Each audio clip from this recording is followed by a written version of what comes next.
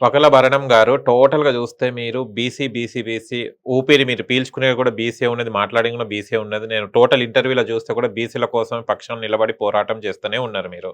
అంటే ఇప్పుడు బీసీ వాళ్ళందరూ ఐక్యమై, ఒక్కటై ఇప్పుడు ఏం చేయబోతున్నారు? అండ్ మీరు పార్టీ స్థాపిస్తా అని కూడా అంటున్నారు. మళ్ళీ ఈ పార్టీని ఎలా స్థాపించబోతున్నారు? అండ్ ఇప్పుడున్న ప్రభుత్వానికి మీరు ఎలా తెలియపరచాలనుకుంటున్నారు? ఏం తెలియపరచాలనుకుంటున్నారు? బీసీ నాయకులు ఐక్యమై మొత్తం యూనిటీగా ఫార్మ్ అయ్యి ఏం చేయాలనుకుంటున్నారు? మీరే చెప్పండి.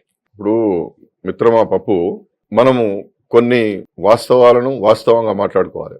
చాలా సందర్భాలు ఏమైతుందంటే, ఈ రాజకీయ పార్టీలు పెట్టిన వాళ్ళంతా సక్సెస్ అయినరా? రాజకీయ పార్టీ పెట్టినట్టు ఏమన్నా ఆషామాషి విషయమా?